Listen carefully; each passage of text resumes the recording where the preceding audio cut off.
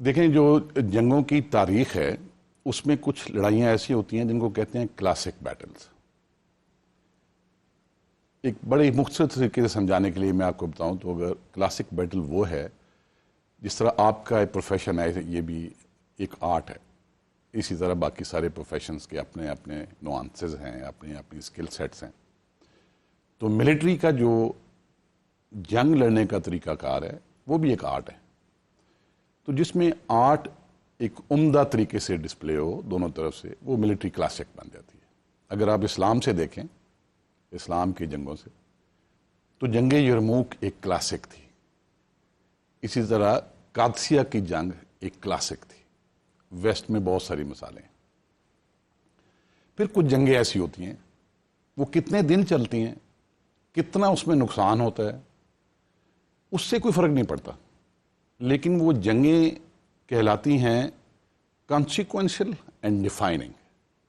جیسے اسلام میں اگر آپ دیکھیں تو جنگ بدر تھی consequential and defining. True, absolutely true. ایک ریاست وجود میں آ گئی، پورے عربیہ میں مشرق مغرب سب کو پتہ چل گیا کہ ایک نئی طاقت اٹھی ہے، اور آہستہ آہستہ پھر اس نے کیا آپ نے بہت بڑی مثال دے دی.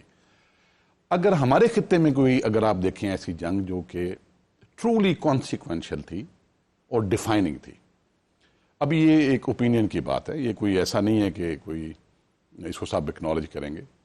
وہ پانی پت کی 1326 کی جنگ تھی، 6 گھنٹے ہوئی تھی صرف، اور بابر نے ابراہیم لودھی کو 6 گھنٹے میں لٹا دیا.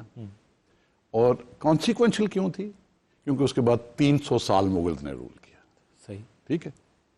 تو میں سمجھتا ہوں کہ اس کی جو بھی ڈیوریشن تھی، اس کے بارے میں جتنے بھی تجزیے آ جا رہے ہیں، جو اوپینین انڈیا سے آ رہے ہیں، جو اوپینین ہماری طرف سے آ رہے ہیں، آپ 10 مئی 2025 کو بھی کہہ رہے ہیں یہ ڈیفائننگ بھی ہے اور کانسیکوینشل بھی ہے. یہ جو ملٹری بیٹل تھی، یہ ملٹری کانفلکٹ تھی، یہ کلاسک بھی ہے ایٹ دی سیم ٹائم، کیونکہ اس نے ملٹری آرٹ میں آگے چل کے بہت ساری تبدیلیاں لانی ہیں. صحیح.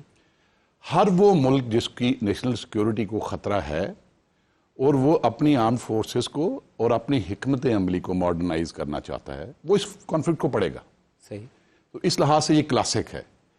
اور ڈیفائننگ اس لیے ہے کہ یہ اس خطے میں اگر آگے چل کے دونوں ملکوں کے عوام اور قائدین اس سے صحیح سبق سیکھ گئے تو اس خطے کا مستقبل یہ تبدیل کر دے گی. اور کانسیکوینشل اس لیے کہ اس نے دیکھیں ہر نیشن سٹیٹ کی ایک پرسنالٹی ہوتی ہے، ہر نیشن سٹیٹ کا ایک کنڈکٹ ہوتا ہے. اچھا یہ بات یہ میں جذبات میں نہیں کہہ رہا، میں سمجھتا ہوں کہ پاکستان کی جو پرسنالٹی ہے یہ اس کی ری برتھ ہوگی اس کانفلکٹ کے بعد. جو پاکستان کو بہت غور سے دیکھتے ہیں انہوں نے جب بھی لکھا ہے تو بہت سارے لوگوں نے، ویسے میں بھی نام شام نہیں کوٹ کرنا چاہتا، ان کا ایک اوپینین ضرور ہے کہ پاکستان کا ایک پار پوٹینشیل ہے، پاکستان کی ایک جیو اسٹریٹجک لوکیشن ہے، پاکستان کی آرم فورسز ہے، نیوکلیر ویپن ہے. تو ان سب کو جمع کر کے جس کانفیڈنس کے ساتھ ریجن میں اور انٹرنیشنل ارینا میں پاکستان کو بات کرنی چاہیے، اپنے ہونے کا ایک احساس دلانا چاہیے، وہ پاکستان نہیں کر سکا بہت ساری وجوہات کی وجہ سے، اور وہ ہمارے ویورز کو بھی پتہ ہے، ایک لمبی لسٹ ہے. یہ پاکستان کو ایک نیا کانفیڈنس دے گی، یہ پاکستان کے قد کاٹھ میں اضافہ کر رہی ہے اور کرے گی آگے جا کے انشاءاللہ. پوری دنیا یہ کہے گی کہ پاکستان کی اکانومی میں اگر ایشوز بھی ہیں تو ہوں، it's a part to reckon with, you have earned it, آپ نے ارن کیا ہے.